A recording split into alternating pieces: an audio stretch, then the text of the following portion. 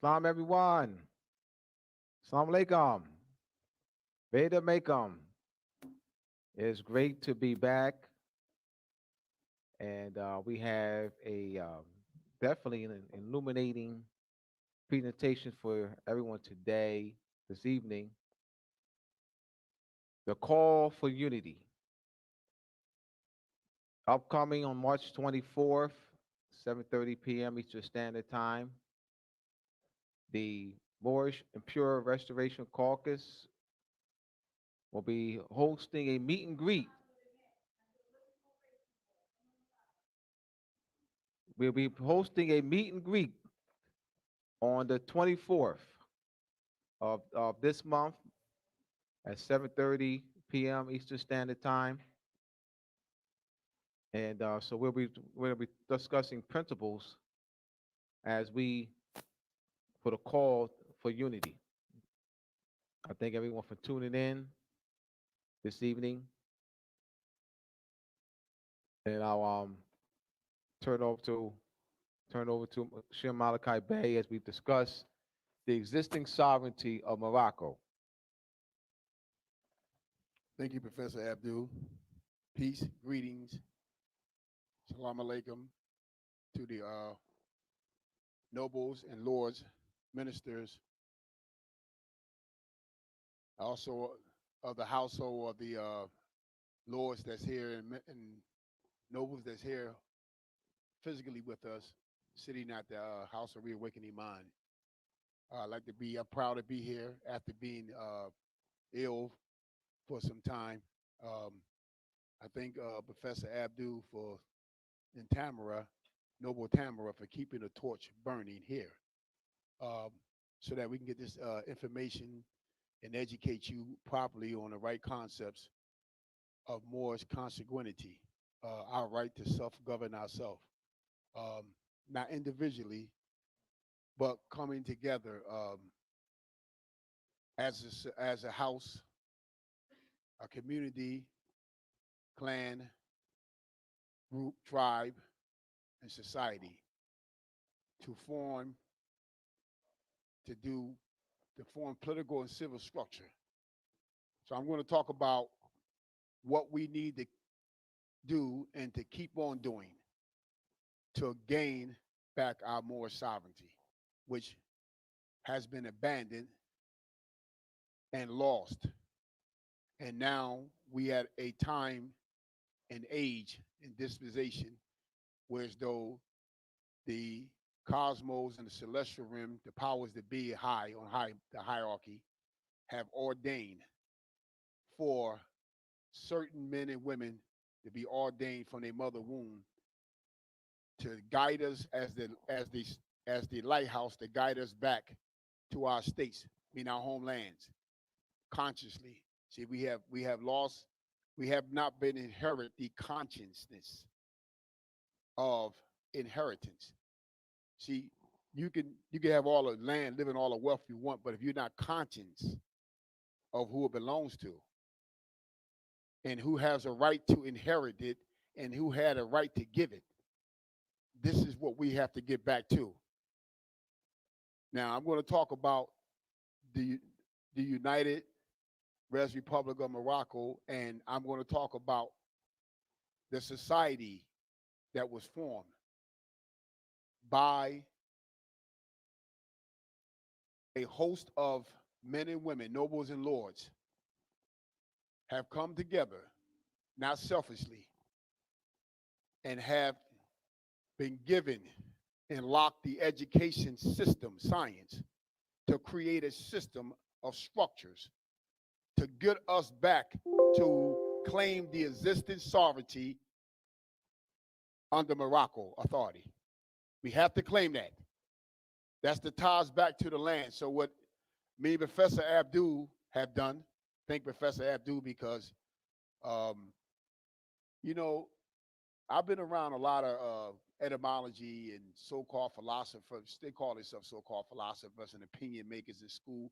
And what I found out to be very intriguing is that a lot of the Moors, teachers, more like through their own school of thought, their own opinion and their own decision, they kind of bind the people into a judgment of wrong concepts. People make judgments based on your school of thought and your opinion. They decide based. See, you have to understand when a person is considered with an infant and an immature mind on knowing who they are, they have amnesia, mental amnesia, to psychological coercion, social engineer. When one like them come along with a school of thought and opinion, the Moors make a decision on that. Then they reach a final decision, destination, thought in mind. What they're going to do, what they're going to be, and what they belong to. And after putting all this on the scale, it's like this. It's unbalanced. The scale is not balanced. This is what we're dealing with, unbalanced scale. We don't have a balanced scale here. And what I'm talking about is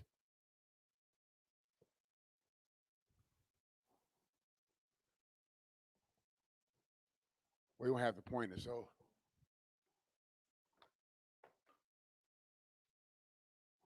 What I'm talking about is the existing sovereignty of Morocco. You have what you call existing sovereignty of Morocco. Now, Tamara went to Philadelphia, and she see the flag flying. Now, if you go into Washington, D.C., you go into the Organization of American States, you go into the Netherlands, you go into France. When you go to any building that have a diplomatic tower of Morocco, I guarantee you, you're going to see the flag, the existing sovereignty of Morocco, that flag. You won't see the Kingdom of Morocco flag because they can't fly that flag because that's not the people, the descendants at the time when they signed the treaties with the Moors consanguinity there. It's called the landlords. They're the landlords. They signed a treaty with the landlords.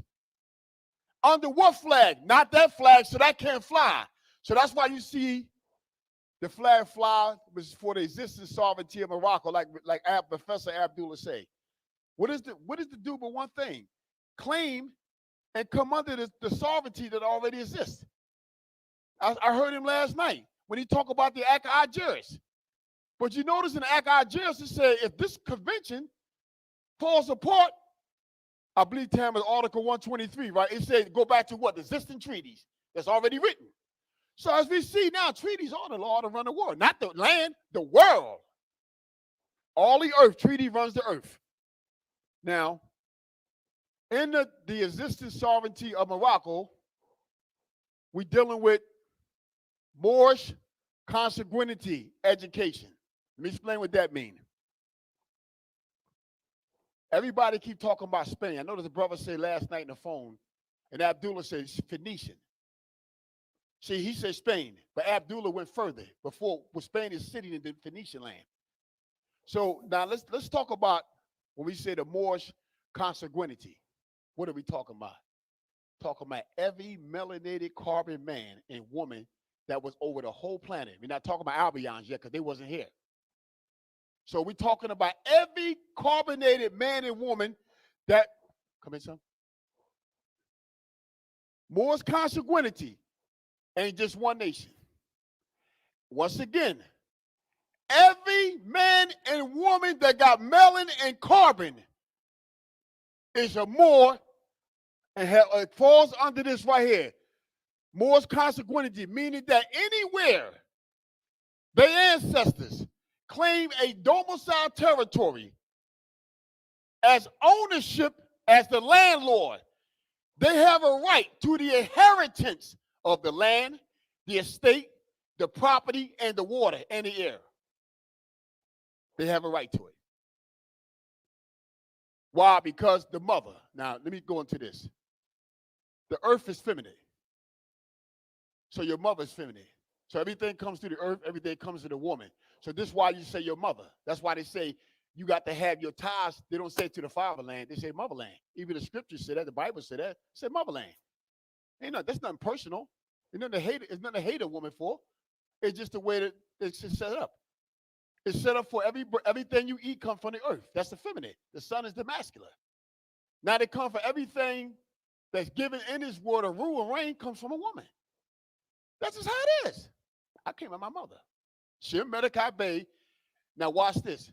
I want all the men to hear this. The seed don't, listen to me, seed that grow the food comes out of the earth. The same seed that grows the food come out of the earth. So in order to get seed, you got to go to the earth. So that's why the woman and the feminine is very important.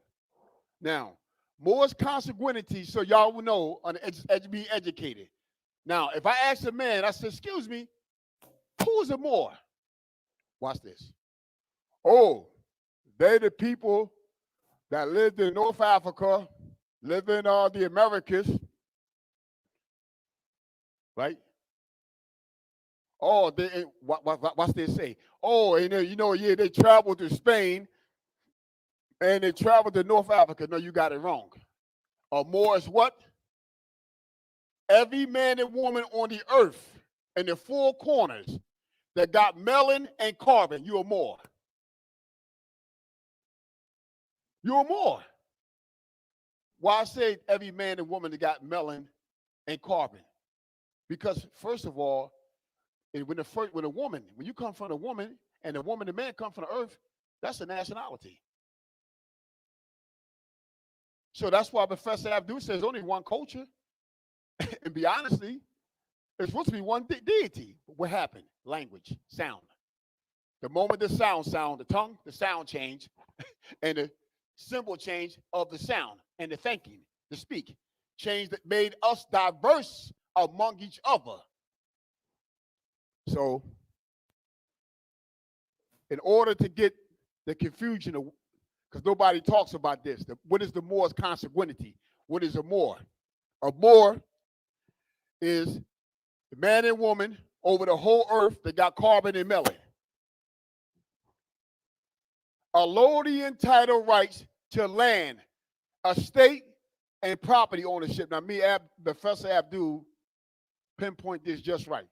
He asked me, said, Shem, we got to put it, and that's what I thank Noble Tamara for, because one of the things that we have not been doing when we first start off is putting it in bullet point form and putting it in some kind of format where people could see it on the elementary level, and she's gifted with that. So that's very important. Why when I met Abdul, the third person I met to bring this into play, because he said she'll comprehend this right away, and she sure did. She didn't fight it. She didn't argue. It might have some bumps and bruises because that's personal. Everybody got a right to a personal opinion, but at the end, make sure your opinion line up with a proper concept. So, okay, out of Moore's consanguinity, we're going to educate. Education is the reason why anybody with carbon and melon that's have a right to claim their mother and father over the whole earth is because of the simple fact they're first in time, first in law. They're first in law, first in time. Which would mean the first inhabitants of the land, air, and water. The first inhabitants to breathe the air, the first inhabitants that walk on the land, and the first inhabitants that fished in the water. So they were carbon and melanated people of the earth. So in that claim, in that being that, once we got diverse through different ethics through the sound of language, tongues, and language, everybody had a right wherever their ancestors went at and claim ownership as a society or tribes and clans, houses, claim that land. They had a right they became what you call the allodian title right. Allodian title right owners to the land. Why? Because of this. Because they had in them the original gene. And what reflects the original gene? The evidence. Always go to the evidence to prove anything. Melon and carbon. And like Abdul said, why would you go and get a DNA test when in fact everybody in the world have melon and carbon? If I got the melon, I got the carbon, the shoe fit. The only thing is, I don't need you telling me what part of the world that the people that had carbon melon was from. That's my right, my house right to do that, to preserve what? The allodian title rights to the land, estates, and property ownership. The moment someone tell you who you are, tell you who your ancestors are, where they dwelt on the earth, who are you to tell me when your ancestors domicile in a different portion or part of the world, for my ancestors to bring your ancestors over here and give them amnesty and asylum to occupy a municipality government and be laws among themselves. Who are you to come by 100 years old, 2 years later, 20 years later, and tell me who I am, where I'm from, and I suggest you do this? You just stole away my most consanguinity right to allure the entitled to rights to the land, estate, property ownership. So you have to understand what's going on. This is a state. He's right. This is birthright theft. That's all it is. There's nobody going to tell you that because the people have been so indoctrinated and social, psychological, coerced, and social engineered that they have not comprehended. They're still in a fetus state. Let me say something. I don't care how many houses you own. I told a brother back there today. What is it? Who cares if you a billionaire? A billionaire doesn't buy you more consanguinity. Or more don't buy you a lonely entitled. When you make the $1 billion, your body is not claimed. Your mother has not claimed a nationality. All the resources, all the intellectual property you're thinking, from the bottom of the soles of your feet to the top of your head, you are in servitude. They can take it away from you anytime they feel like it. They proved that in Black Wall Street. They proved that down in North Carolina when they ran a governor and mayor out and took the industry away. Listen, there's other places they did in New Orleans. It's showing you. Absolutely. Look what happened to the Lenape, Moors. These people got walked out their land from going to Florida up here, walked all the way across the continent. These people had wealth, everything. What do you think happened to them when they forgot about this? When they did business and forgot about their Moors consequentity. I'm going to tell you something. This got to be guarded. In order to hold a lowly entitled rights to land, estate, and property ownership, watch this. I want you to hear this. Rights to contract freely among ourselves and foreign nations. Now, let me explain what I mean. When you allow someone to come in and tell you how to contract among yourself, what you just did.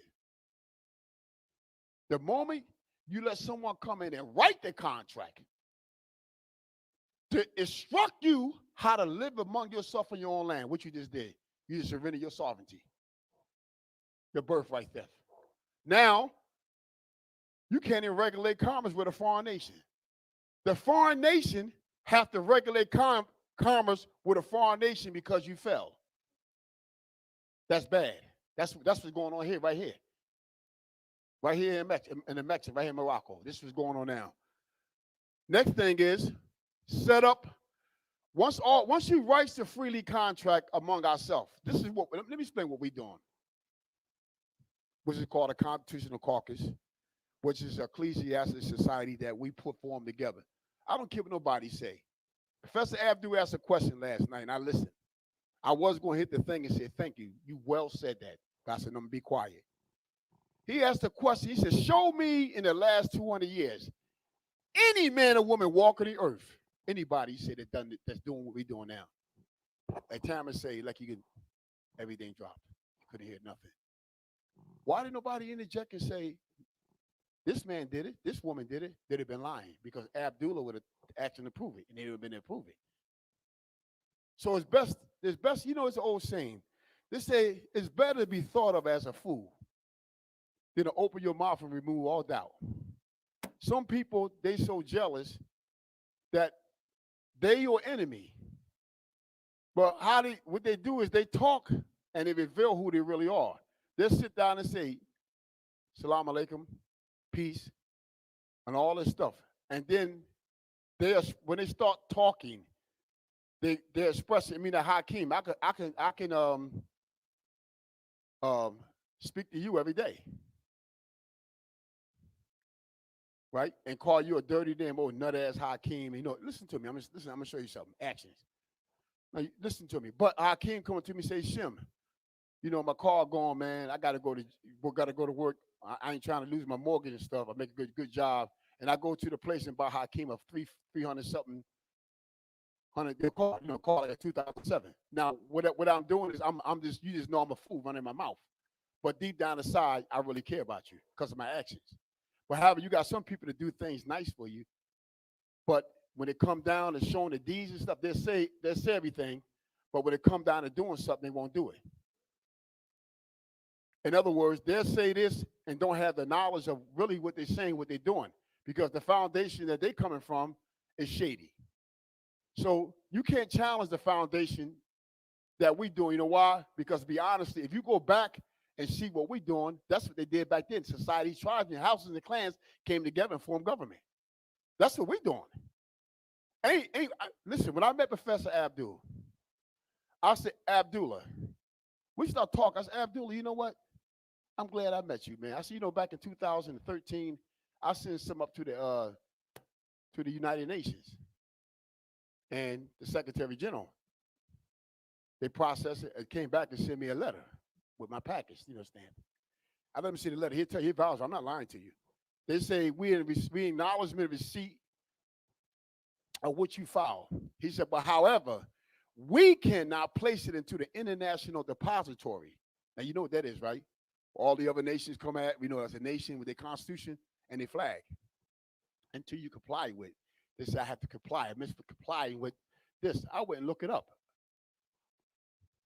Now, I couldn't find it. They got this thing here so bad, you have to really dig and read. The Spirit led me there. I was so frustrated. One day I was, let me go and look at this this right here, man. They high articles of the organization and start looking and let me do this. I said, oh, there you go. I said, look at this here. There you go. That's it. They say he did right. That's why I had to come from the Department of the United Nations, Department of International Affairs of the United Nations. So once I realized what had to be done, I told my seer.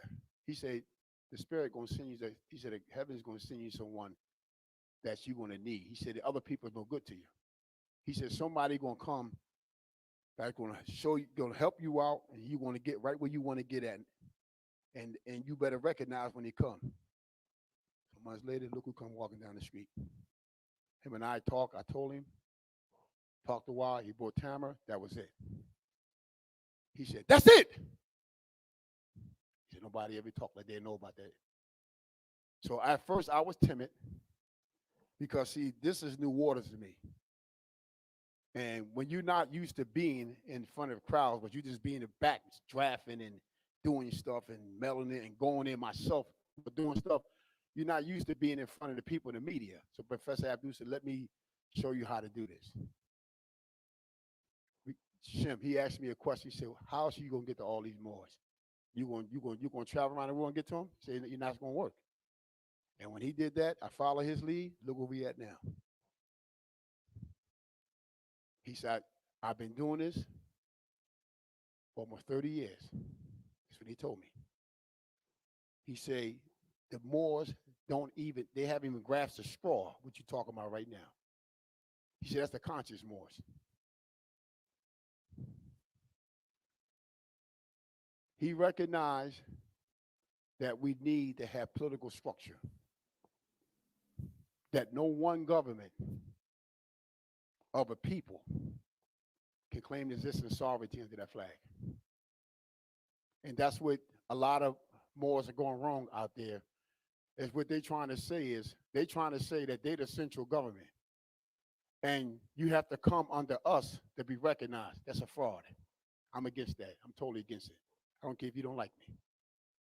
You tell them, we're telling Moors that y'all all can come together and sign a treaty and create one central government and claim the sovereignty of that flag and all be equal with each other. And the people holds the power now of the sultans. The power of the sultans is in the elective self-determined autonomy of the people, where it needs to be at. Now, that's what we're doing. Set up political civil structures for commerce, industry, protection, and diplomatic relations. This is what you get out of claiming the existence of sovereignty of Morocco. You get the chance to set up your own political, Moors provincial government. In that government is political, civil, commerce, industry, protection, and diplomatic relations. Now, you can have diplomatic relations domestically among the Moorish nations. But when it comes to a foreign sovereign power, whether on the continent, power on this continent, or whether on the other side of the world or down in wherever, that power is to the national government. Why? Because if you have one Moorish government that decide to say, well, we can do that ourselves, you just violate the existing sovereignty of Morocco. Because Morocco is not just one nation, it's an empire. It's a host of nations, and it also is an empire. How are you going to claim to have a sheik to regulate commerce and force treaties? So that means every Moorish government in Morocco will do their own contract and stuff with foreign nations. I'm going to tell you what, you're going to have a war, conflict. Because all these Moorish governments cannot hold diplomatic relationships with the foreign power. Not set up that way. What I mean is that in the Iroquois Constitution, couldn't no one nation under that confederacy do commerce with anybody unless the whole confederacy agreed. That's why they created it, to give it strength. Because they know when that happens, that's how nations come in and conquer and take someone's land and the enemy right on your borders now. You don't even know it. That's what happened to Lenape. See, people don't understand when the Moors when they first started coming in here, European powers, they really write the treaties for the Lenape Moors, they dropped their guard. Because the Lenape Moors are the first to start giving land to the French, the Spaniards, and the Dutchies and all that. Because they was more spiritual. Meaning that they had friendship. They was nice, kind-hearted. This is why the Lancaster Treaty started when the Iroquois came down and told them that they violate the Confederacy, which they are the grandfather tribe nation in that Confederacy. And what hurted the Lenape was when the Iroquois went against them and slaughtered them, and then repented later on, sorry what they did to their brothers and sisters, because they said that we weakened them. We weakened their borders. We allowed his land to be taken, and they sat back and watched them be marched out of the land. They did nothing about it. So as you can see, the Moors are really a downfall to a lot of their woes. Lincoln, the Moors, Negroes, create the Republican Party, seized the House of Representatives, seized the Senate, and they had a Moorish president elected. Now, Moors, please wake up. Do you think Albions, if they wasn't under the influence and control of the Moors, they would have gotten to the White House and held seats to pass laws and make laws and then approve them? Do you think Lincoln would have had the power to sign a treaty with the Ottoman Empire halfway in the land of Phoenician? Come on, wake up, Moors. Open your eyes up. Do you think the South will walk out of a Congress unless something really offended them? They come up, oh, they was doing this to them. Oh, they was doing it to them. No, they wasn't. The Republican Congress that signed the Constitution looked up and seen people like him, you, Abdullah, me, and Tamara in the House of Representatives and the Congress and see a president running their house. And they go back in a meeting and realize that that's against the charter. That's against the structure. It is. That's against the structure because neither one of them was a part, and he made it clear. If you consider Negro Moors descent, you could hold that seat. But we was allowed to sit in Congress. But on the other hand, it is a treaty. But remember, that treaty is binding on the Articles of Confederacy as well as any United States that they make. So even today, based on that treaty, a Moorish deputy can sit in Congress beside the president and steer the president in international law concerning the Moors. The Delaware Treaty, the Delaware Moors Treaty of 1778. Read it. Go back and read it. United States Constitution said all debts and contracts entered into before the ratifying this Constitution shall be a valid against the United States as what? The Confederacy. So that means that the treaty was not only binding against the Confederacy, it's binding on the new United States. So now here we go. Here go another United States that's incorporating de facto under that charter. They bind by the same thing. You bind all the way through. You got to go. See, in order to find that was going on with the first, you got to find a chain of command. Where you get your authority from? Oh, there you go. United States sovereignty is based on the Lenape Treaty. I want you to say it again. The United States sovereignty, in order to create a corporation called the Articles of Incorporation on a sovereign land, a sovereign must first grant you that right. Lenape Moors. Abdullah went over it. He explained it. And I'm going to tell you the truth. Abdullah, you one of the best I know to stay calm under fire, answer a question, and get right to the point. He don't let you get him into a drag-out argument. He don't let you talk and lead him until he's a very good listener. Then he said, no, I heard what you said. Let me answer that first before we even go any further. So Abdullah is the person you call a great debater, a beatdown. Not being nasty, I'm going to use that because sometimes when you reason with somebody and you're having a reason, an argument, sometimes you have to turn it into a beatdown as a discipline to open the conscience up of the parties. But when you're doing it, you're supposed to do it with grace. And Abdullah is one good to doing that with grace. He could do it nasty and be nasty about it, but he do it in a way so professional, whereas though he leave you with some integrity to think, to go back and reason among yourself. So next we got to hand down inheritance to future descendants, kinsmanship as heir. Oh, this is very important. This is why claiming your Moors consanguinity,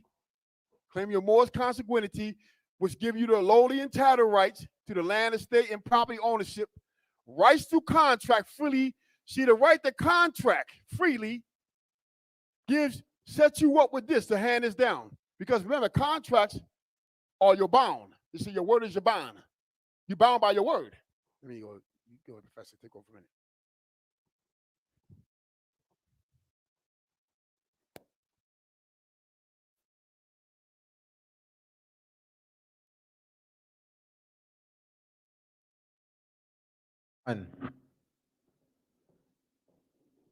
Yes, this is giving us, last night I was on show, Brother Usico's show, for 3 hours. It was Zoom. I've known the brother for about 9-10 years. I've been on the show several times. And we're talking about the principles of government. And Shem alluded to these principles regarding self-appointment. Now, we have never seen that in any schools we've gone to, in any jobs we worked at, Masonic orders, Eastern Star orders, doors of ISIS. You have fraternity orders, sorority orders. We've never seen self-appointment. So where this comes from, this Moorish movement, this self-appointment, where's that about?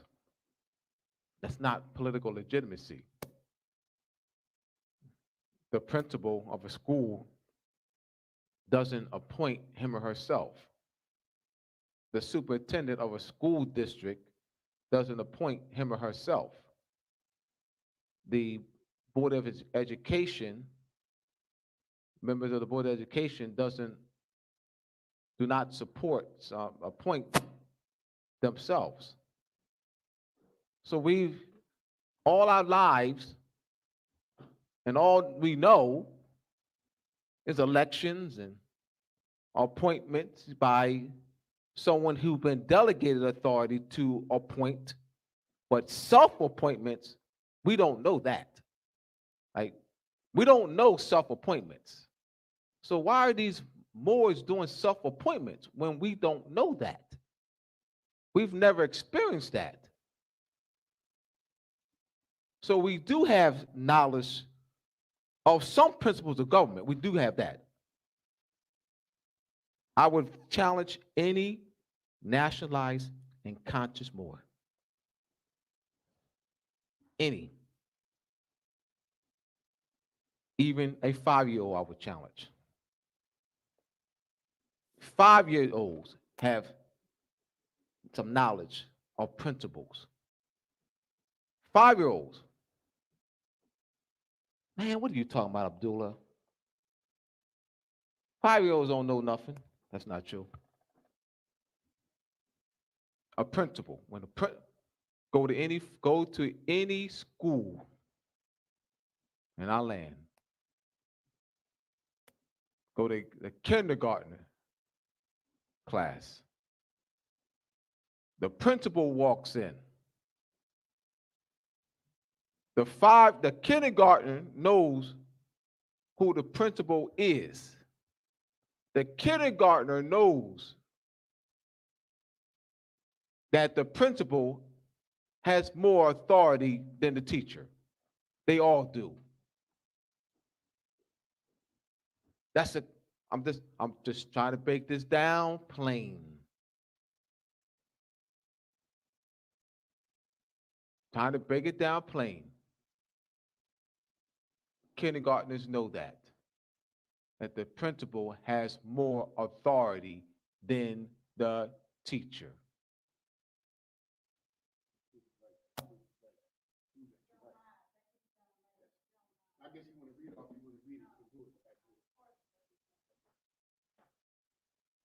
So the principal, let's look at this. The janitor walks into a classroom, and the janitor tells, let's say janitor walks into the classroom, 5th grade a kindergartner classroom, and the janitor starts telling the teacher, on how to instruct the students. These are 5-year-olds now. The 5-year-olds all over our land, whether Asiatic or Abian, are cognizant enough.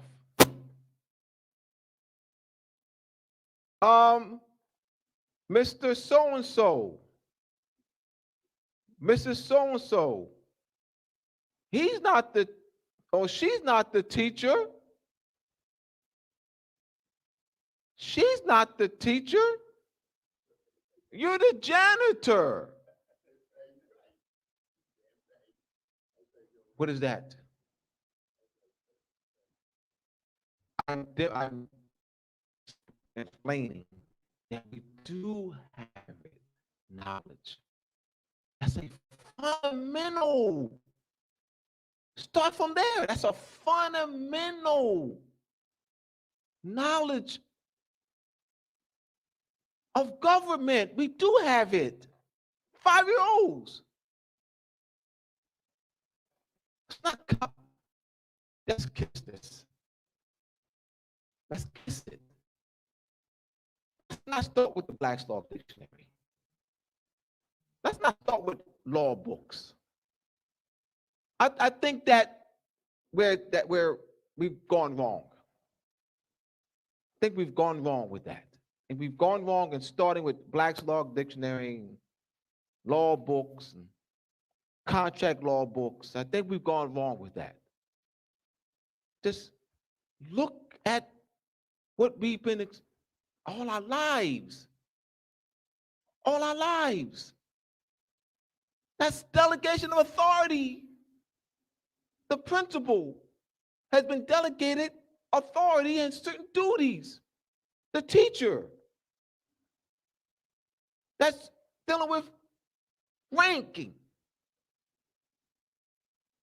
FIOs are cognizant of that. Just make it, just kiss this. Take what they know all their lives, then give them a contract law book. Take what they know, then give them the word delegation authority. Take what they know and give them elections and appointments. They've seen it all their lives.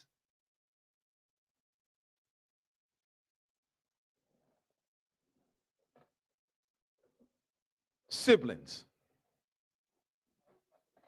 I'm going to tell mom. Why they say they want to tell mom? Well, who's mom? Who's mom to them? Why? All right. You took my toy. I'm going to tell mom. 3 years old. Why are they going to go tell mom? What do they have in their mind that they will say, I'm going to tell mom? Or tell dad? Like, what do they have in their mind that's cognizant? That mom has a certain level of authority, has more authority than their sibling.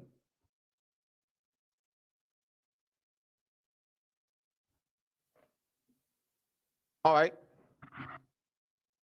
A 9-year-old brother and the sister, 9-year-old brother, 5-year-old sister, 3-year-old sister.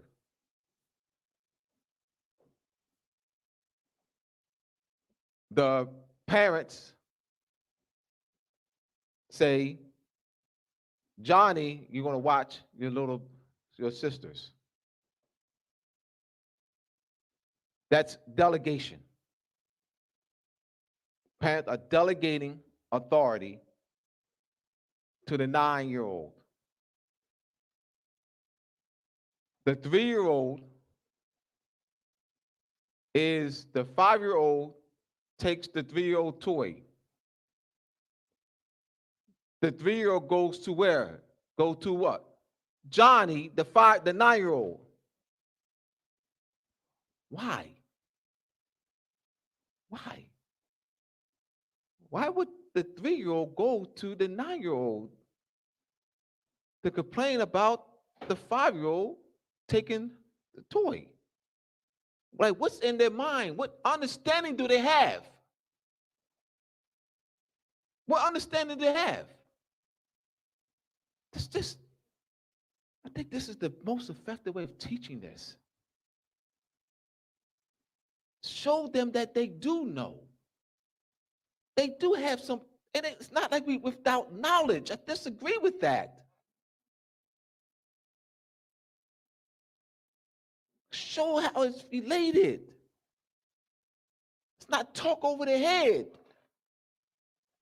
Take their experience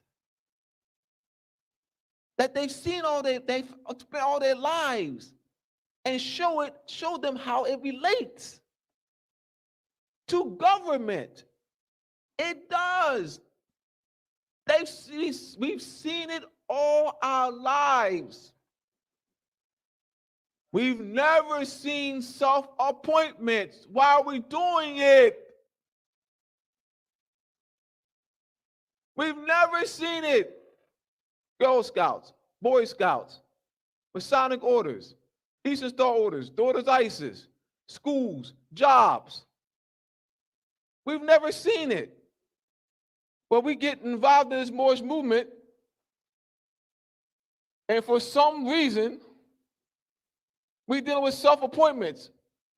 We didn't learn that from anywhere growing up. Oh, I think I know what's going on. They see how they can get over. They see how they can get over. Oh man, it's loose. I don't see any structure here. Yeah, I don't see any structure. I can get away with this. I can say I'm so and so, and I can get 5 people to give me $10 and 50 and 100, and I don't see any structure here. It's loose. I don't see any repercussions. There's no structure. But when I was in school growing up, that's structure. Home structure, mom is there, or dad, mom and dad, my brothers, and I'm the youngest. It's some structure. And, I'll get my butt whipped, and all right, but nobody's gonna whip my butt. Nobody's gonna throw me in jail, or nobody's gonna whip my butt. I'm not gonna get beat up or anything. I can take the people's money, and I can do anything I want. I'm king of Morocco. I'm emperor of Morocco. I'm, and I'm not exaggerating. I've seen this for 27 years, but I've never seen it in schools that I went to, schools where I worked. I've never seen it. I've never seen it I've never anybody talked about it. I've never seen it in my fraternity, Alpha Alpha. I've never seen it in my daughter's schools. I'd never seen this.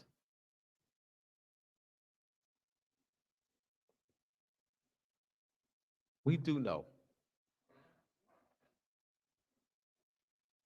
So, Shem,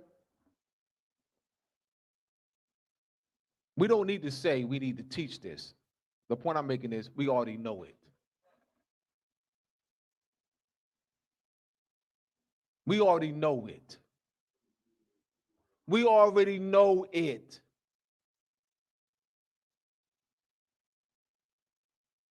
They're doing it because they try to use this Moorish movement to get their bills and stuff paid and earn a living. Come on. We already know it. I'm talking about from a fundamental level. We all know it from a fundamental level. Anything that's advanced begins where? In the fundamentals. Any subject, any complex anything begins with the simple fundamentals. And I'm saying I'll stand on this. I'll use the word all this time. ALL. We all know it.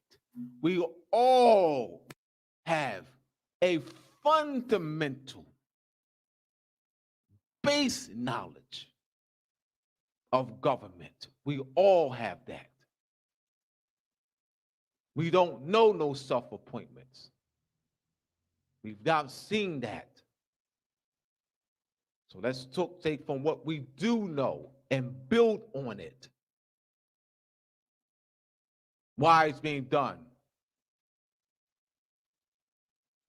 Trying to take, advantage of people and set up, I'm king so-and-so. You also see this slick stuff. They get their cronies. 5 to 10 people that they know, and they vote them in as emperor, whatever, king, whatever, or grand sheik, whatever, or this, whatever, or emir, whoever, and say, I'm the emir. See, 5 people voted for me. I'm the emir of Morocco. Hold on. 5 out of 40 million. 5 or 10 out of 40 million, and you the what?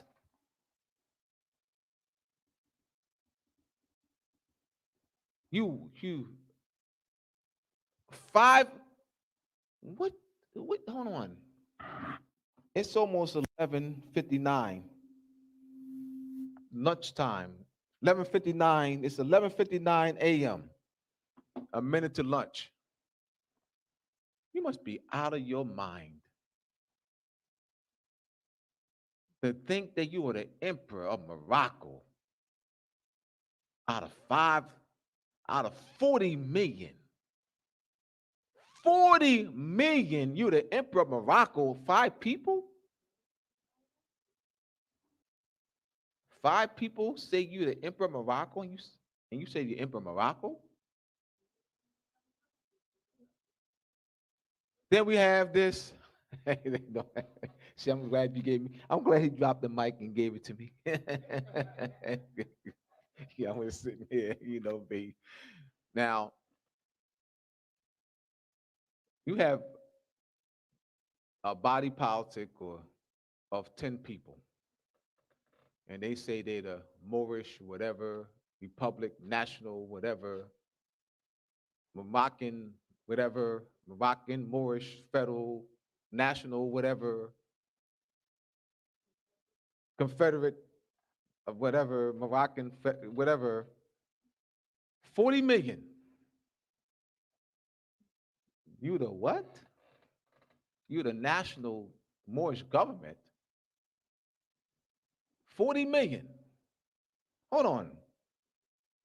I think there was a free open election. There was a nationwide free open election. There was a constitutional convention.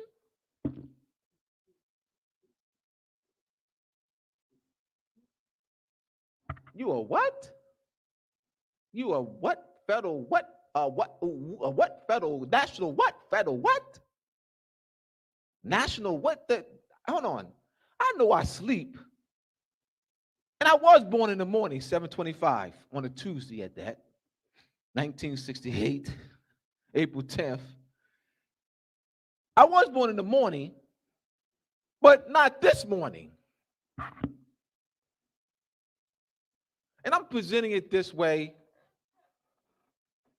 just trying to just break it down, just make it plain, not trying to talk over your head, and because it's not all that complex, and just give you something that you already know.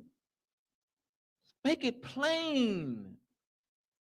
And this is what's been going on. My observation for us, 27 years. Over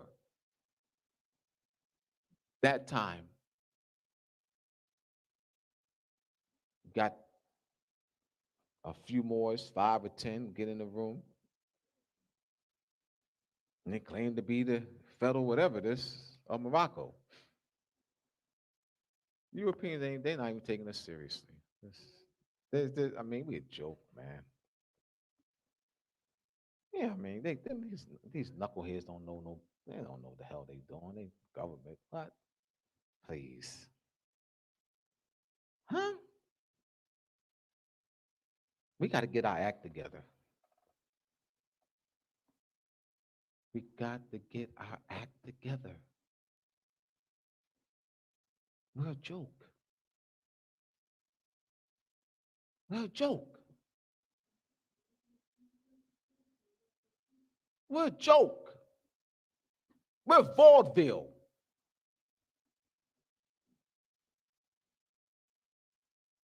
Vaudeville. Please. Let's get serious. Please. So, political legitimacy. I'm going to pose the question. Shem, come up here, please. All right. We have a question. The question that we discussed, this question was raised while we were on our way to the headquarters this morning. Why do the Moors have a right to create government under our authority? Why do the Moors have a right to create government under our authority? Why do the Moors have a right to claim government? Let me read it again. Why do the Moors have a right to create government under our authority? You assuming our authority means existing sovereignty of Morocco. That got to be defined when you say authority. Well, this is the question that that I wrote down while on the way here. So then this is the question. Then you do that. Right. All right. Why do the Moors have a right to create government under our authority? Well, the Moors have a right to. Our authority is the existing sovereignty that already existed, me under the flag, under the Moroccan flag. Excuse me. The sovereignty, the right that the Moors have on the Moors' consanguinity first is an inherent claim. They have a right to claim their inherent claim to the land, estate, property, and water based on the existing, our authority means the existing sovereignty that Morocco had. That's our authority. Now, as a Moor of the descent of the Moors' consanguinity of these people here on the continent of Morocco, Atlantis, Turtle Island, the descendants has a right, the kinsmanship descendants as heirs, has a right to band together, houses coming together, clans and tribes as a society, has a right to form government. Because can't nobody form the government form that's not, has been as a descent, kinsmanship, in the territory dominion of Morocco and one of the provinces of nations. Can't no other foreign nation come in with and claim that authority that already existed for you. This is the rights. Excuse me. Let me point to this again. So I'm gonna go back to this.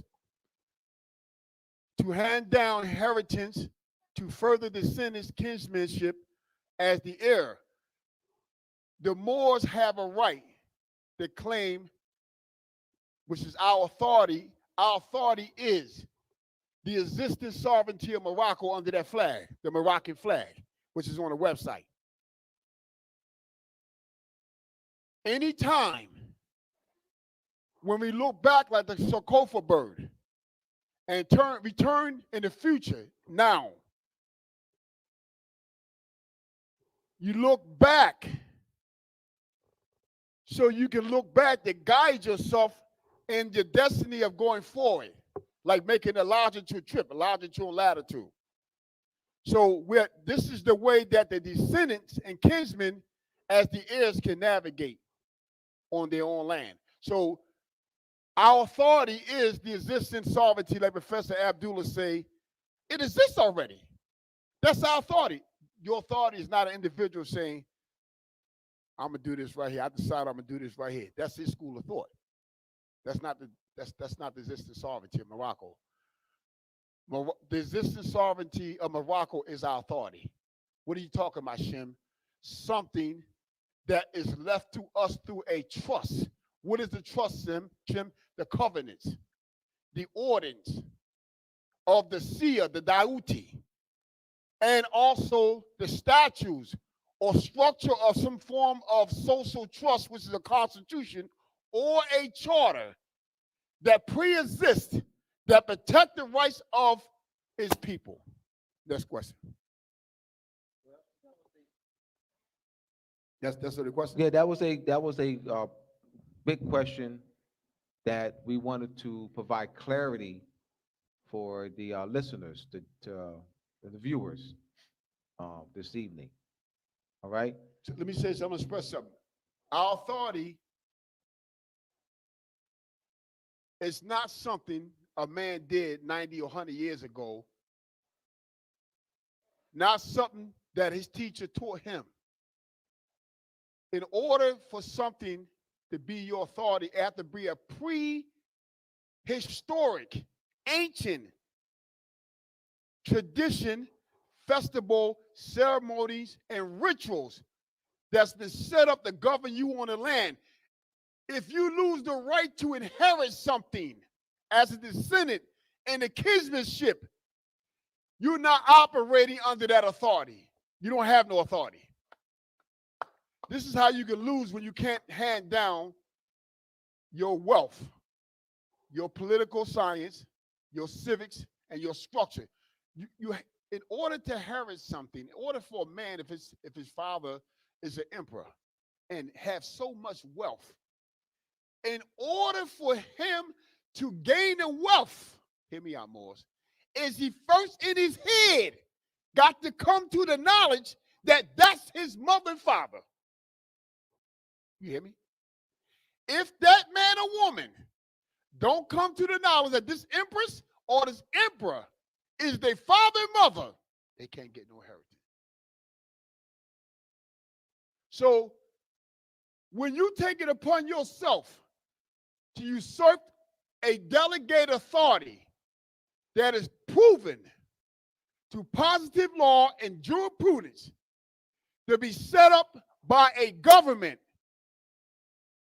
and you're relying on that existing sovereignty, and you jump as an individual, or 15 of y'all come together individually and say, I signed, I voted for him, and claim that you are from your own temple, you from this temple right here, and y'all come together and say, we're going to do a continental convention, and it's 7 of us, and we're going to sign and give you the authority, and you're going to be the head grand sheik. And now what you're going to do is we're going to try to get everybody in Morocco to sign under this, what you just did. You can't do that. There's nowhere in the world. Nowhere, listen to me. In Phoenicia, all of them living among themselves, but they all got different nations. They all got different nations. Ain't no France talking about, well, we all gonna be British. We all Spain saying Spaniards, so we all gonna be French. Although they're from the same different houses that form communities, clans, tribes, societies, and came and wrapped it up into among themselves, separated. See, they separate among themselves. But one thing they did, they all was princesses, dukes, barons, earls, and counts. They all came together and realized that only one is going to sit on the what? If it's 2 sitting on the throne, one still hold a superpower. They know that much. They don't disband among themselves like that. See, they know the strength in controlling. How do you think the United States of America in forming the Jubilee until this day still able to maintain a structure? You're lying if you tell me they're not maintaining the structure. They are. It may be de facto, but it's a structure. How in the world are they able to do it? I can tell you how. Exactly like you say, the power. First of all, there's a logic and reason that stirs up fundamentally any man or woman like Abdullah say. They give them a common whereabouts of certain things. The common whereabouts of certain things. Now,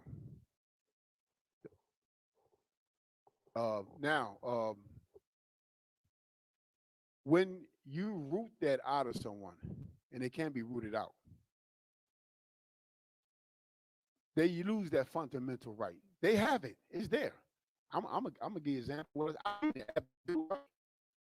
I seen it where a 2-year-old or a 3-year-old will go to someone older than them and say that somebody have done something in point.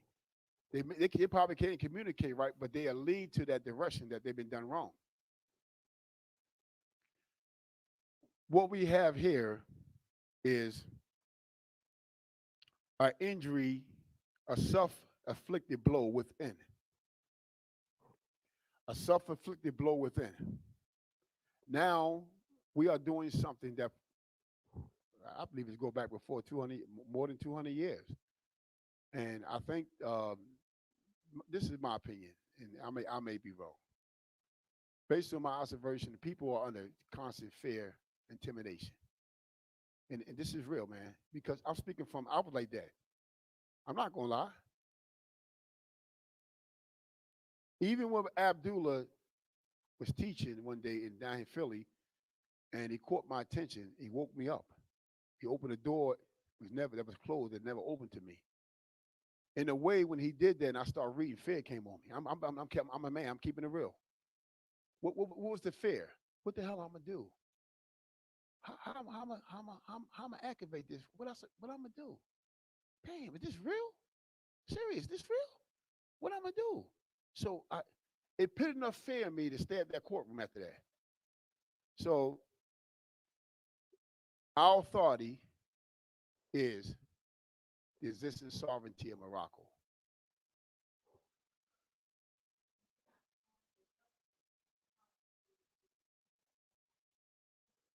Well, let me say this. This is not no hypothecated land.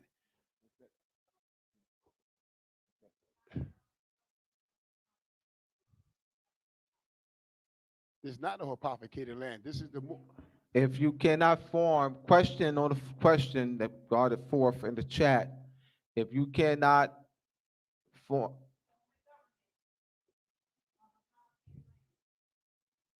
you cannot form a government on a populated land, you have no power. You cannot form a government on a populated land, you have no power.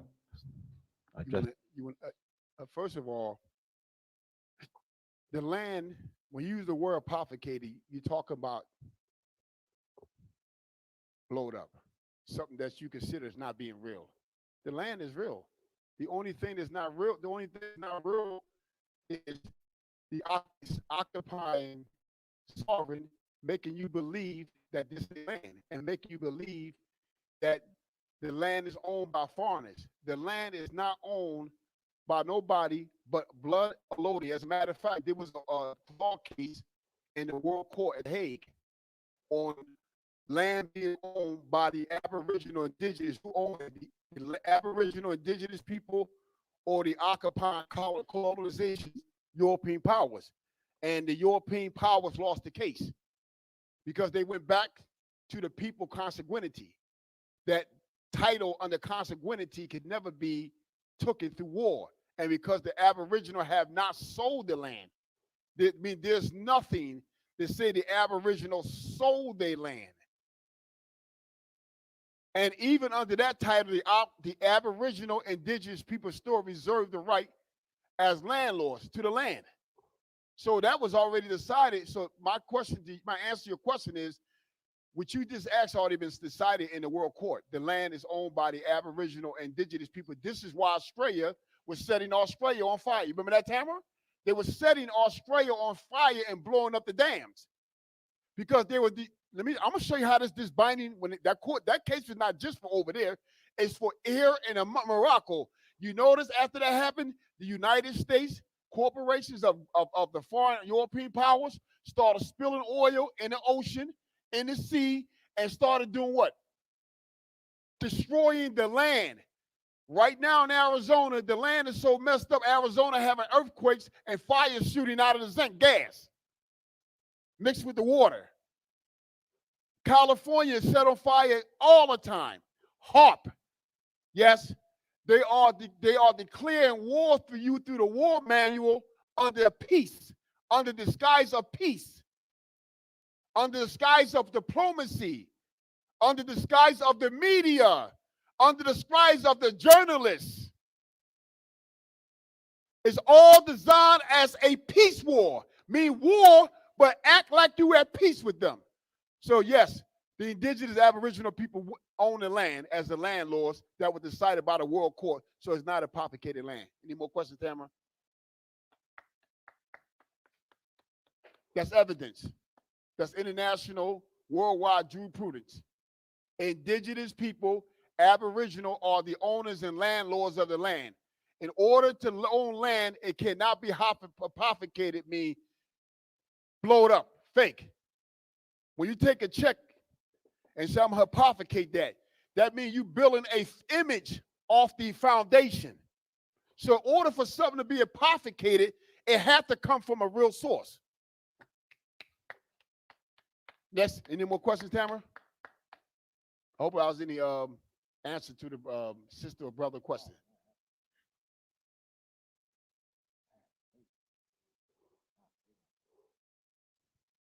And that was decided a couple of years ago. That was one in the world court. That's why they started burning up, destroying the land. People don't even see what's going on. They declare war on indigenous aboriginal people, and how they do it is they declare it against your land. They pollute your water and kill the wildlife.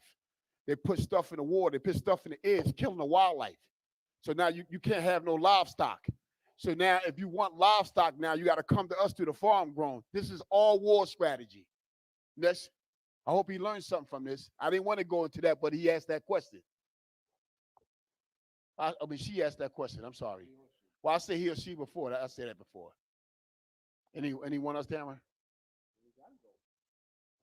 So, the bottom line is, subconsciously, and I said it to Abdullah many times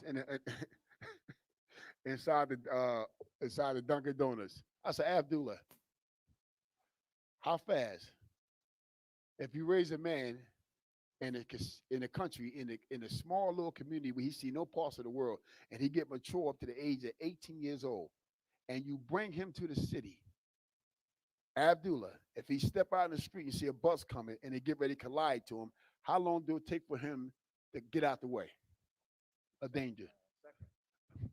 So there's a fundamental what? A second. So there's a fundamental what? Survival. It's the principles of survival. And See that? instincts. See that? That's a fundamental, something that you can't take away from a man. It's called instincts, or woman, especially a woman. A woman picks up on it faster than a man because she have children, and it's a woman's job to raise the children. So the urge and the force is in her more than it is with a man, because I told you her body's different, it's strung out in a different cycle. She has the children, so it's different than a man. So even a man, I don't care who he is, if he driving a vehicle and he said, you know what? Why do these people go up this way and go down this way? And every time I notice they go that way, I see them, they get there 15 minutes before me. Nobody has to tell him, just by seeing. He realized and comprehends a fundamental thought. Oh, I'm going to go that way because I can get there faster, right or wrong? The Moors are being brainwashed and doctrinized. Here is their way out beyond teaching by the Moors. Watch the Albions and what they do to maintain control, to keep their descents and heirs kinsmanship with confidence in a mindset to over and over again to run, to want to vote, want to be a part of something their descendants created. And to keep you not able to rise above them in numbers, far as voting, and far as who want to have the elected seats. Cut and dry. If you watch that, you say, wait a minute.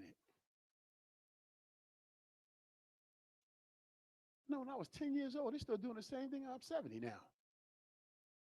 They're still advertising. They're still educating.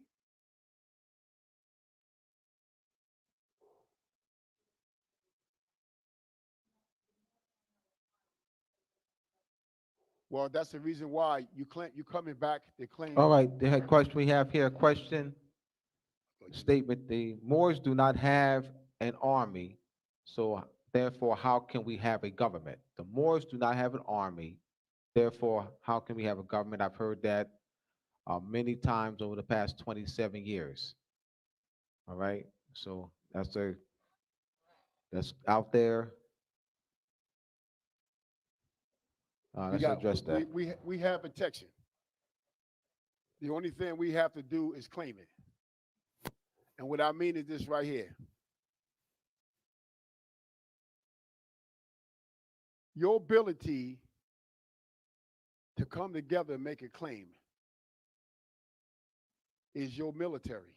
Because when you come together and make that claim and band together, you just will have to know how to claim the existing authority, the existing sovereignty as your authority. Then the first thing to establish in the military is establish a diplomatic tie to the sovereign powers that sign on treaties with that existing sovereignty, Morocco. When you get to them, it's already arranged in the international law and in the treaty that they obligated to protect you. Now, I'm not, anybody say, I don't need nobody to protect me, you're lying. Your children need you to protect them. Your wife needs you to protect them, so stop lying. Everybody needs somebody to protect them. What I'm gonna do with my daughter? If a man try to hurt my daughter, I'm gonna call 911 and say, please hurry up, he's gonna kill her. He's gonna have to kill me too. So who is her military? Her daddy and her mother. Because we are their first protector. That's a charge that's given to us through nature and divinity. Now, you saying, where's the existing army at? You know what it is? It's us. We the military. How do we enforce the military? By coming black and going under that existing sovereignty and not having knowledge and wisdom to do diplomatic relationships to go to the foreign powers that sign these ancient treaties and say, under the treaty, we need you to assist us based on Article so-and-so because our military is weak. As a matter of fact, that was the United Nations created the Hague for. Is the World Court to protect indigenous and the Aboriginal people that didn't have an army of a large magnitude, and the other parties had a bigger army and kept them from coming and taking away their land, their rights. So your army is you. It starts with your house. In your house, if you're a man or woman, you know you ain't gonna come in there and let me rape your children, or you a man, you know you're gonna let me rape your wife, or you a woman, you know you're gonna be coming to kidnap your children. So what's the first protector in nature and culture? You. The military are men and women. Military strategy is knowing your ability, having the ability to fight, like Han Su say. You have to know who your enemy is. Then you have to know how to fight your enemy. And what's the weapons your enemy going to use against you? That's a book written on that. See, Moors, please, don't let nobody root your confidence out you like that. They say, oh, because we ain't got a military, oh, man, they're going to kill us. Moors, come on now. Then you know what's happened? You don't usually surrender your children and your woman when you think like that, the men. And the women that think that way, you don't surrender your children. Because the first protector in nature is you, the house. I rest my case on that one. Any more questions? Any more questions, Tamara? Okay, Abdullah, you get back to use that website. Yes, we're going to go to the website. All right, the timeline of events, the United Republic of Morocco.com, timeline of events. We have here on November 7th, 2020, at the grand opening here at the headquarters. The United Republic of Morocco is the assembly vehicle used to navigate the various Moorish body politics, states, into one interpolitical central body, restoring our Moroccan imperial government structure and therefore positioning ourselves politically to function the sovereign power once controlled by the Moroccan Moorish emperors. That was step one. Step two, census registration. The Moroccan Moorish census is the establishment of a Moorish permanent population for the restoration of the Moroccan Moorish government, whereas the United States Census is the maintaining of a permanent population which has been taking the Aboriginal, Native, and Indigenous Moors from their sovereign jurisdiction of Morocco since 1790 and pledging them as collateral for funding from the international community, loans, and futures from other nations. Step three, Moorish body, register your census. Register your census. UnitedRepublicOfMorocco.com. Register your census. We have step 3, Moorish body politic and individual registration. We the people, the Imperial Parliament Council of United Republic of Morocco is the assembly vehicle used to navigate the various Moorish body politic states into one interpolitical central governing body for the restoration of our Moroccan imperial government structure and therefore to position ourselves politically so as to exercise the sovereign power once controlled by the former Moorish emperors, sultans, beys, deys, caliphs, emirs, pashas, bashaws, and grand viziers pursuant to the previous structure of the ancient government's operations. Register your body politic.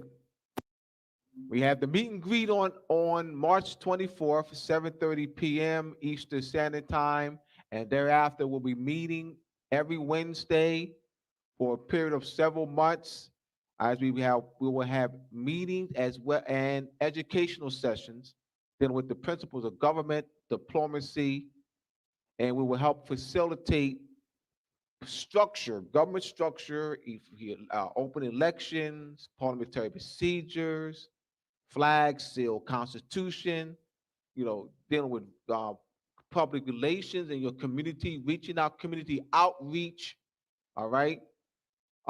Permanent is helping to help facilitate the establishment of permanent population in your Moorish provincial, your provinces. Yes, so register your Moorish body politics. Step 3. Step 4, body politics, individual form submission. The Moorish body politics are the free societies in their own Moorish land joining together to form an alliance amongst ourselves collectively with commandments, obligations, stipulations, judgments, and liabilities to limit the delegated power of the officials elected by the people of varying Moorish societies, communities, clans, tribes. The following documents for submissions are: 1, Moorish Provincial Constitution, bylaws; 2, flag; 3, seal. All right. Step 5, weekly Moorish provincial government meetings. All right, starting with the meet and greet, Wednesday, March 24th, 7:30 p.m. Eastern Standard Time. It'll be every Wednesday. All right, so this is step 5, weekly Moorish provincial government meetings. United Republic of Morocco will schedule a series of online conference meetings 3 to 6 months that will aid in facilitating the national political unity of the various Moorish body politics in a central governing government body. The outline conference calls will consist: review, completion of Moorish body politics formation; 2, review, understanding of treaty enforcement; 3, consular jurisdiction; 4, review, revise Moorish Treaty of Amity and Commerce for National Convention. All right. See you on March 24th via Zoom or here at the headquarters. All right. So we did that already. We have step 6, Moorish treaty signing. Whereas the Imperial Parliament Council of United Republic of Morocco and the various Moorish body politics have determined to enter into an alliance on a permanent basis through amity and commerce which prevails between the contracting parties by a treaty which shall designate with precision the protection of security for our respective lands, air, waters, and boundaries bordering the land of Morocco known as Turtle Island and Atlantis within the northwest and south Southern Hemisphere, with United Republic Morocco as the national representative for their international interests and affairs. Step 7, International Process Server.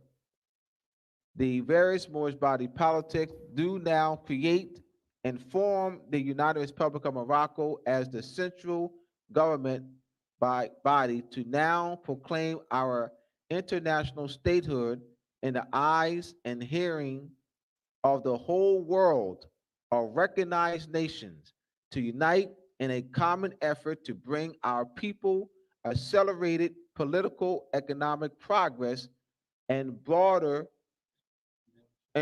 social justice within the framework of personal dignity and political liberty by depositing our instruments of treaty signature power in the Organization of American States, League of Nations, and United Nations. All right. So this is a plan of action, which began, you see, with step 1 with the grand opening on November 7th.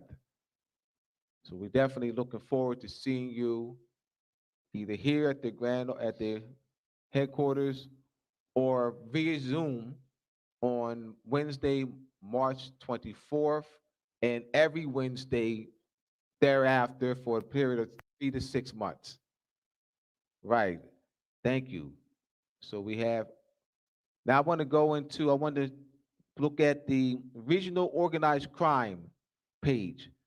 The regional organized crime page, there is a report.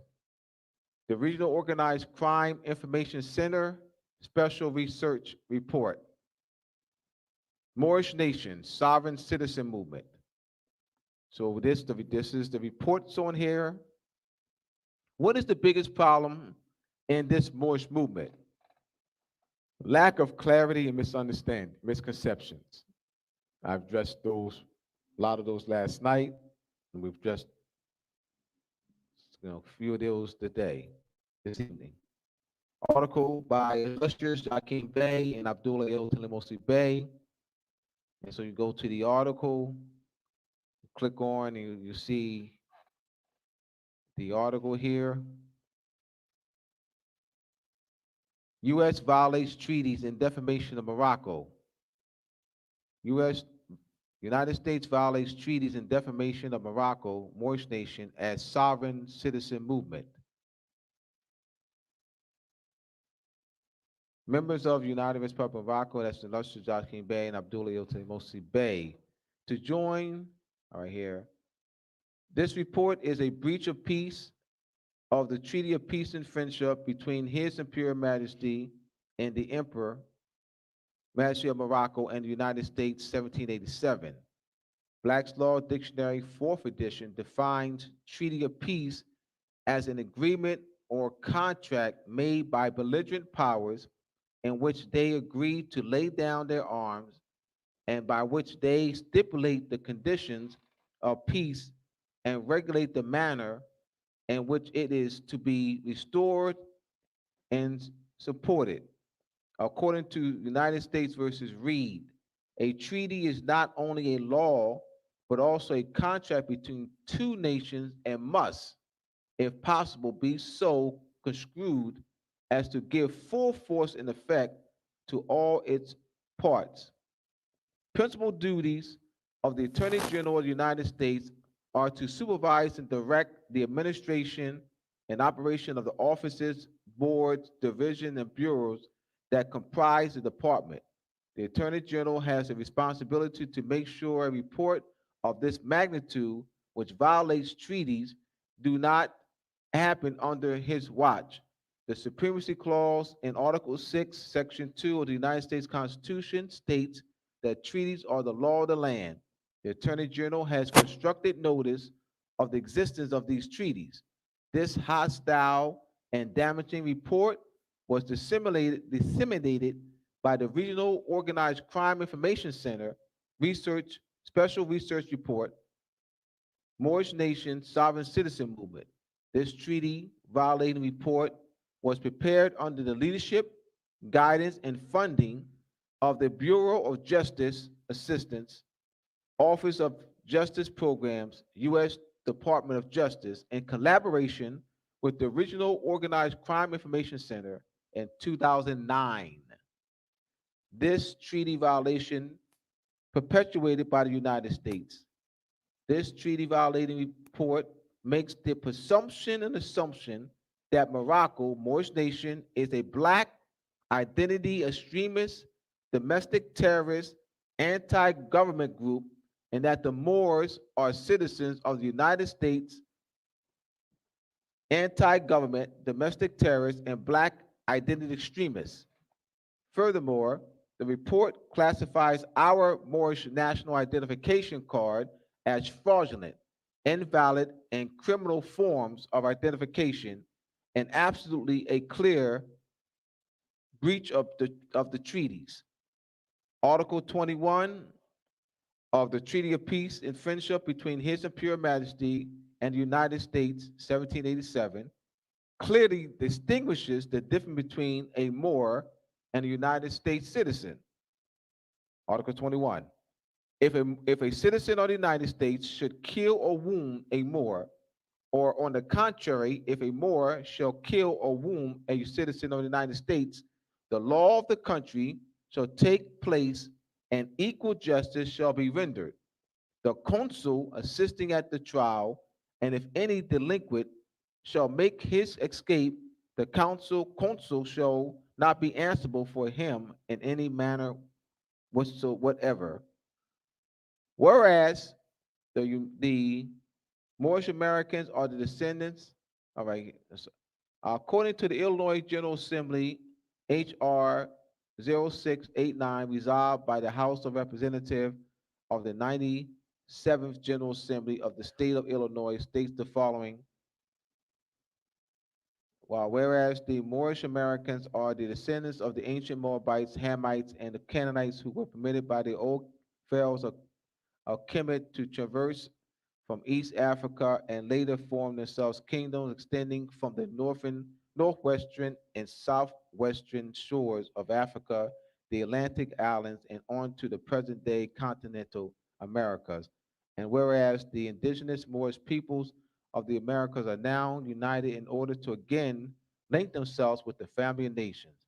Whereas the Moorish Americans, being aboriginal to the territories of North America, Central, South Americas, has formed a sovereign theocratic government guided by the command principles of love, truth, peace, freedom, and justice through virtue of the universal right to self-determination, as well as with the Declaration on the Rights of Indigenous Peoples, chartered, guaranteed in the Charter. All right. So whereas on January 8th, 1886, Noble Jolly was born in the state of North Carolina, is destined to become the first patriarch of his mentally enslaved Moorish American people. In 1912, he was anointed the Hajj Sharif Abdul Ali by the leaders of Egypt and the holy city of Mecca to return to the United States. The HR 0689-2 LRB 097-16344 GRL 61607R as the last prophet and founding father of the newly risen Moorish nation of Moorish Americans. As a result of the 13th Amendment, Moorish people were emancipated from slavery in 1865. So this is all of these violations are a breach of peace in the treaties. These are also violations of international law and customary international law. These are acts of war and should be treated as such through diplomatic channels involving the United Nations and real government to government intercourse. The report is a breach of the following treaties: the Treaty of Peace and Friendship, 1786, 1836, made between this Imperial Majesty of Morocco and the United States; J Treaty, 1795, Treaty with the Lenape Moors, Delaware Indians, and the United States, 1778; Bay of Tripoli and the United States Treaty of Peace and Friendship, 1796; the Treaty of Ghent, 1814; General Treaty between Morocco and Great Britain, 1856; The day of Algiers Treaty of Peace and Amity signed November 4th, 1796, and put into effect on June 10th, 1797 by the United States Senate. Right of Protection in Morocco, ratified by the United States May 10th, 1881. In culmination, the, the form of gratitude given by the United States to the nation it has multiple treaties with. Here's yet more defiling excerpts from the Federal Bureau of Investigation on the term they invented called sovereign citizen. The Department of Justice Federal Bureau of Investigation Counter-Terrorist Division defines sovereign citizens, anti-government, domestic terrorists, paper terrorists. The treaties do not delegate authority to the United States to investigate Moors and to classify Moors as domestic terrorists, anti-government, black identity extremists. Other aspersive reports include the FBI considers sovereign citizen extremists as comprising a domestic terrorist movement. Today, we look at a third threat, the sovereign citizen extremist movement. Sovereign citizens are anti government extremists who believe that even though they physically reside in this country, they are a separate or sovereign from the United States. As a result, they believe they don't have to answer to any government authority, including courts, taxing authority, entities, motor vehicle departments, or law enforcement. This causes all kinds of problems and crimes. For example, many sovereign citizens don't pay their taxes. They hold illegitimate courts that issue warrants for judges and police officers. They clog up the court system with frivolous lawsuits and liens against public officials to harass them. And they use fake money orders, personal checks, and the like at government agencies, banks, and businesses. These libel media reports are a breach of the peace established through treaties. All right. So here for books on Moorish history, science, and culture, go to moorsandmasonry.org, Moors and Masonry, How Her Venus and Moon Rule, Masonic Compass Square, and the connection to measurement and timekeeping, etymology and vocabulary, Illuminati and illumination of the mind, ancient musical scale, pineal gland, melanin, DNA, and cellular memory. All right. So we wanted to this didn't want to just put this report without putting out an article there. All right, to put it in the context that there's indeed a breach. So we need our political unity. All right. So you can go to the website. Once again, it's the regional organized crime page. It's the regional organized crime page on the United Republic of Morocco's website. All right. So this is a very good website, well put together. You know, Isel and Terrence and Tamara done a wonderful job with this website. We have here frequently asked questions. Frequently asked questions is very educational page. Frequently asked questions here. All right, the meet and greet letter. All right. Moorish Body Politics page. The meet and greet letter.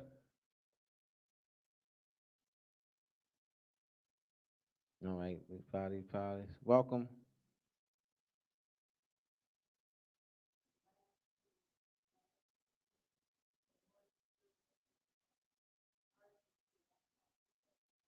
All right, yes. We have the Moorish Imperial Restoration Caucus, RSVP, and body politics survey questions. Welcome to the first open invitation of a formal meet and greet conference for all peoples of the Americas known by various names: blacks, black, Negro, colored, African Americans, Latino, Indian, Hispanic, and such. We are often told not to talk politics nor religion, to be politically correct whilst conversing with other people outside of our families, of our friends and family. We, the Moors, now agree that we must do just that. Talk about our long forgotten nation, its aboriginal inhabitants, and these forgotten heirs. The Moroccan Empire, in its vast greatness across land masses of the world, seems so that history only graces the pages of those well hidden and sacred books. We have always been here on Turtle Island. As nature has evolved, ancestors returned. We've awakened into that Christ mind to challenge the current times. Therefore, we rise up with determined voices through the ages, exerting our sovereignty, just cogence and postmillennium, and our preemptory rights of divinity, nationality, and heirship. We open our heart and bosom to the family of nations from which our sovereignty has been usurped and our government is dismantled. The illustrious meet and greet conference is to help kick off the facilitation of our national political unity per reversion of sovereignty.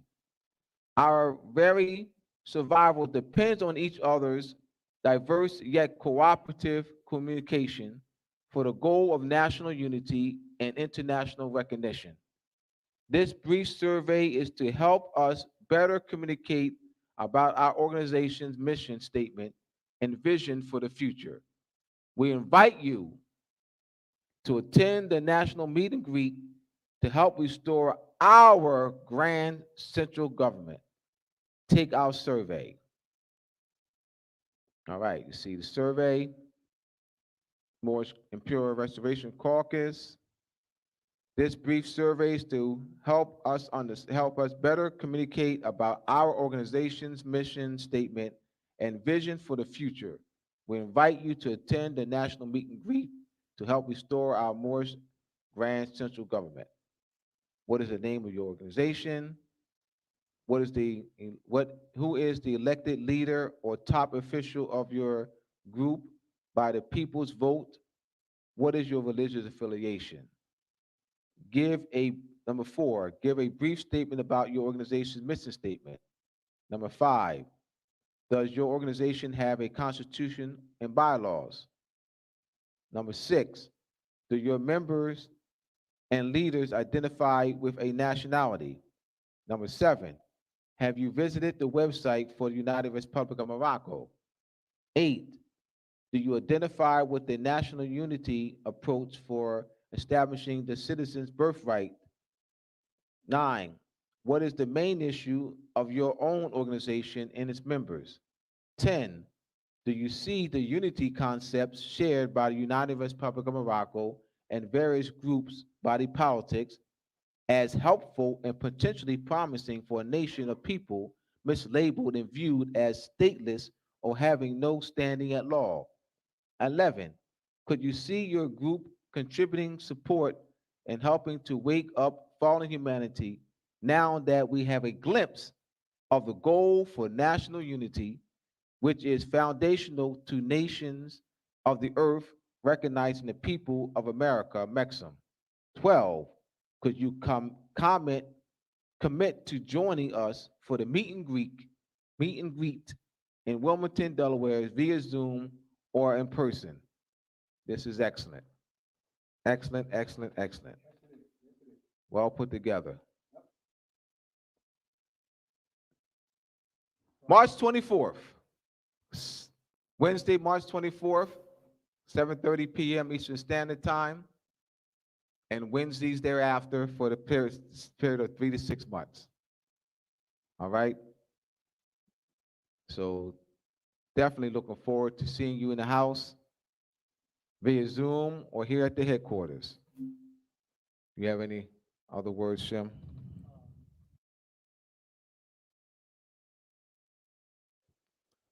I'm just happy that I'm a part of this. I'm happy that I had an opportunity to run into the first man that I say my teacher. I have to say that because that's the man that brought me to the knowledge of Moore's inheritance and etymology, epistemology, how to speak and think, and dealing with language. I'm glad that I ran into Noble Tamara, and I'm glad that we decided to come together and teach others that wasn't fully educated on a level that we was being awakening. So I'm glad to be here, not being selfish. I can say that this was not put together by individualism. Anyone, please listen to me. This was put together by us coming together as a group, forming a society and forming an ecclesiastic society. And when we formed the ecclesiastic society, then we knew that in this ecclesiastic society, we can't come and claim the existence sovereignty of Morocco. We only can claim to be a part of that with our kinsmanship descent, brothers and sisters, nobles and lords, that claim that existence sovereignty. So as you can see, no one can accuse us as being individualistic. I'm going to tell you why. I'm going to point to a dominant fact. We know how to descend to The Hague. We know how to deal with the organization, American States. We know how to have a diplomatic relationship. We sacrificing not to go there, but knowing that the existence sovereignty is not just for our ecclesiastic society, it's for everybody. Like Professor Abdul say, what is a handful of 100 or a million people coming together forming a society and got 25 million people out there all scattered all over the whole continent in Morocco, and then you go there and claim the existence sovereignty, where that leaves them at. Then you're going to tell them, you got to come to me if you want something. I got there first. You're a fraud. You're a fraud. And you selfish, and you know it. If it's not one of y'all, if it's 100,000 y'all, you know you're selfish. You're no different than the Albion colonial powers stripping the people because you only doing it because you know if they have to deal with you to get their freedom, then they still in servitude because they don't have the free right to determine their own government affairs. And they don't have a right to determine their destiny. As a matter of fact, they really don't have a right to even hand down a legacy to the descendants, kinsmanship, because you deprive them of that, because you decide that all of them is not important. It's just me and us. That's how we got in this condition we're in now, selfish. So I'm glad to be a part of something that's excluding everybody. It's including everybody that think Morocco making a claim that want the inheritance that belongs to them. I'll never see. You see right now today, people have a fundamental right to argue over their mother and father inheritance. And damn, you telling me you're going to let somebody have all this land and stuff, and you ain't going to claim it. You got the courage to claim something under a colorable title, and you ain't got the courage to claim something under a Lodian title. That's why you got to be taught. The difference between a Lodian, that's what we got to teach that, nobles. The difference between a Lodian heirship title and the difference between a colorable title. You got to teach that. There's a title of a landlord under feudalist law. You know about this. It's chief. See, this is what they practice, is chief law. They're still in the estate, the birthright, the theft, birthright theft. So this is why I'm glad to be here, because I want to be someone that said, hey, that's enough. Not by war, by nutrition of the mind on paper. The war is on paper and thinking. And that's what I'm glad to be a part of. Anything else you got, nobles? Well, this has been very illuminating. This is Christ-like. All right. It's been great to speak to my Christian brothers and sisters. The Karas, as the Karas is in them. And so the karas is being stimulated. The illuminated ones.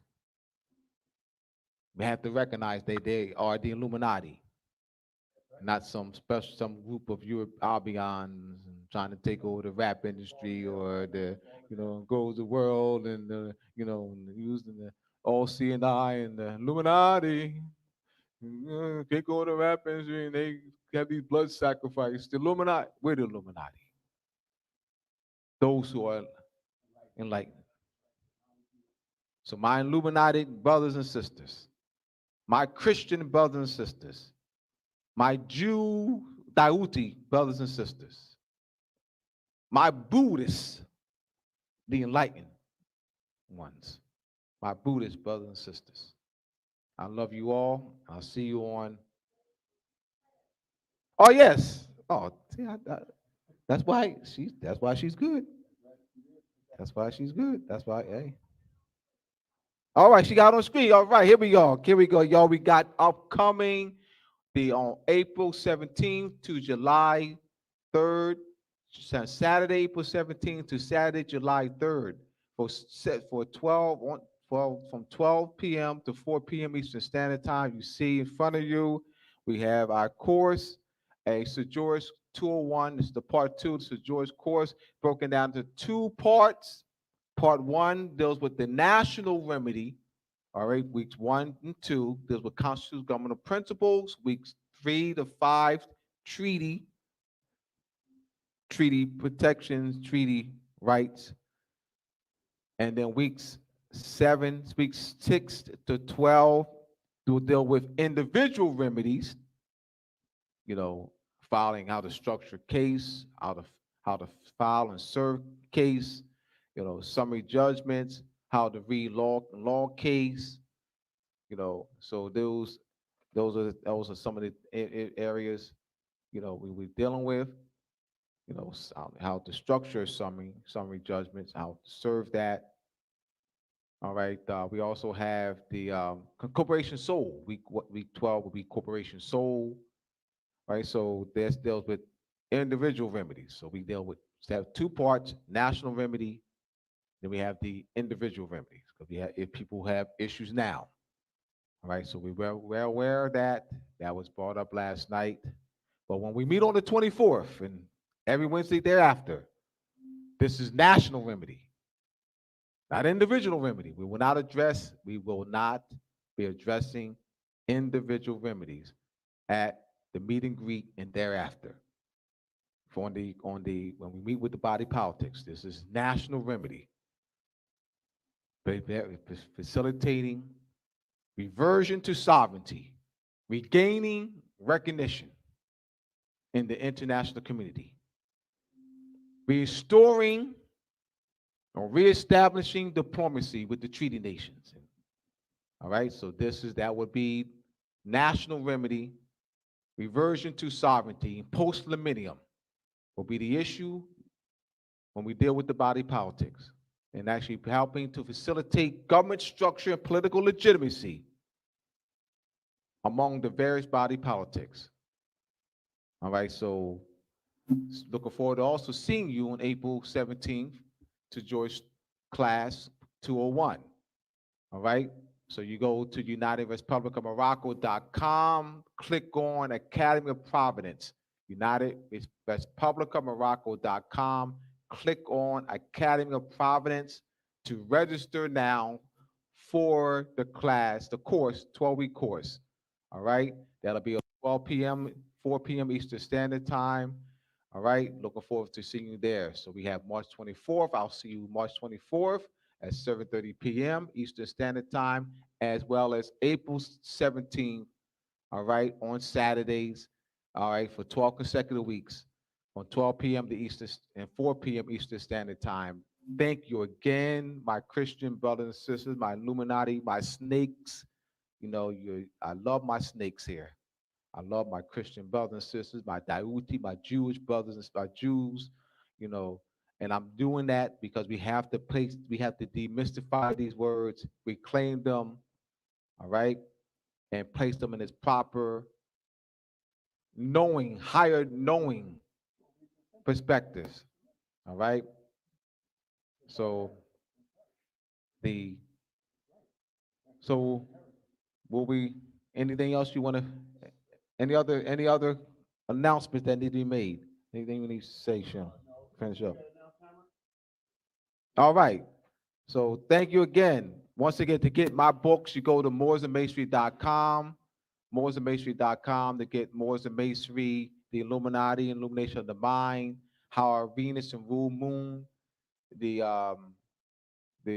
Masonic Compass Square, the connection of measuring the timekeeping. Also, coming your way soon, Moors and Masonry Part 2, fall of 2021. Long awaited. They waited long for Moors and Masonry. Now, Moors and Masonry Part 2, coming your way soon, fall of 2021. Moors and Masonry Part 2.